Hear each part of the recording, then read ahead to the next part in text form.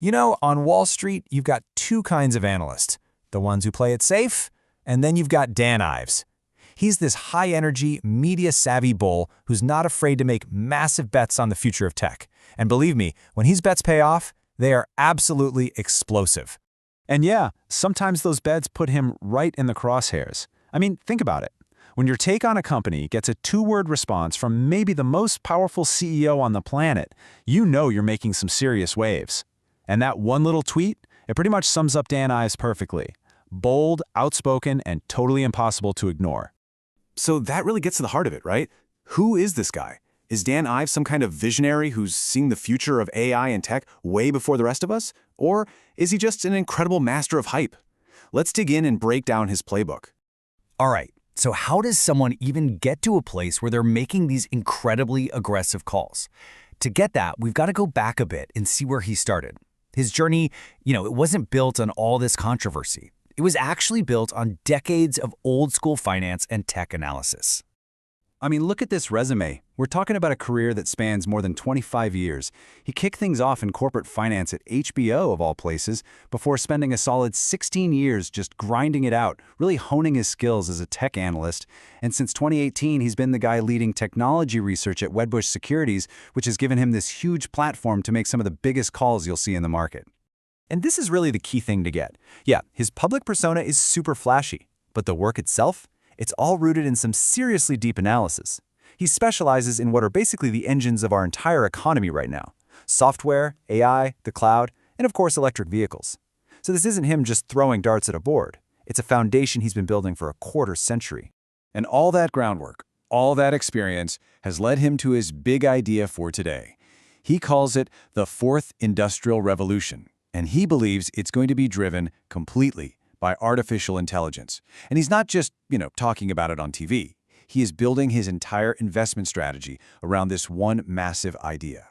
Okay, to really wrap your head around the scale of what he's predicting, just look at this number, $2 trillion. That's how much he thinks is going to get spent on AI over the next few years.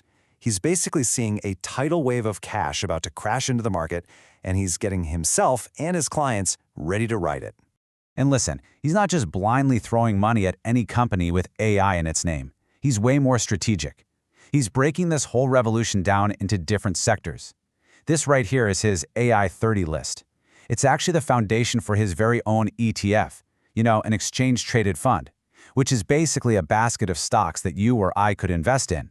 It's heavy on enterprise software for sure, but it also has the essentials, like semiconductors. Think of them as the picks and shovels in this AI gold rush. And of course, the cloud platforms where all this stuff actually runs. Now, if you look a little closer at his actual picks, you really start to see his strategy and, well, its risks. You've got Nvidia, which he calls the foundation of the whole AI revolution, and that's been a massive winner.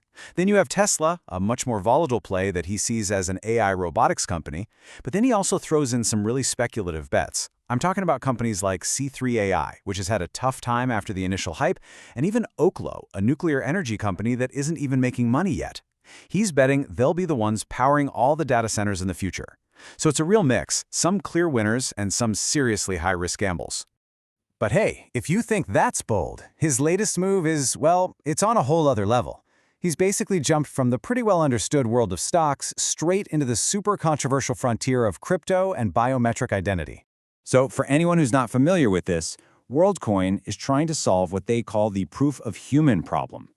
The easiest way to think about it is like one of those I'm not a robot tests you see online, but for the real world.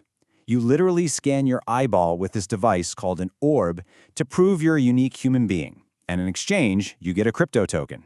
I know, it sounds like something straight out of a sci-fi movie, but it is 100% real. And this is a perfect illustration of what people call the Ives effect. Back in September 2025, this company called 8Co makes Dan Ives their chairman. Then they announced this new strategy to buy up a bunch of WorldCoin tokens, and they even changed their stock ticker to Orbs. What happened next? The market went absolutely nuts. The stock shot up over 3,000% in a single day. And if you ask him, Ives sees this whole thing as a fundamental bet on the future infrastructure of AI. His logic is, in a world that's going to be crawling with AI bots, the ability to prove you're a real human is going to be incredibly valuable. So you see, he's not just analyzing the trend from the sidelines anymore. He's actually in the game, helping lead a company that's built entirely on this idea. Okay, so when you have a career this bold, you're just bound to have some huge wins and some very, very public misses. So let's take a look at the scorecard, shall we? And really, this contrast just sums up his whole career so perfectly. On one hand, you've got the iPhone. Way back in 2007, he was one of the first analysts on the street to really get its revolutionary potential. That was a call that helped make his name. But on the other hand, you've got his super aggressive calls on Tesla, which led to that infamous "shut up, Dan" moment from Musk himself and a price target that, well, it just never happened. It really shows you the kind of high-stakes game he's playing. So, what are the big takeaways from all this? First, his main thesis, that AI was going to kick off a new bull market, has, so far, been pretty much spot on. But the second thing is, even if the big picture is right, his individual stock picks can be just incredibly volatile. It's a strategy that absolutely comes with huge risks right alongside those potential rewards. Which brings us to the final, and maybe most important point. Why does one analyst's opinion matter so much? It's all about what we can call the Ives effect. See, he's carved out this really unique role for himself. He's not just some guy in a back room crunching numbers. He's a storyteller. He takes the super complex, often intimidating stuff happening in Silicon Valley and translates it into these powerful narratives that Wall Street and even just regular people can understand and actually get excited about. And that storytelling isn't just hot air. It's backed by an absolutely incredible network. His firm, Wedbush, points out that his edge comes from literally thousands of industry contacts. We're talking everyone from venture capitalists and startup CEOs, all the way to the chief information officers who are actually buying the technology. This is what lets him keep his finger right on the pulse of what's really going on.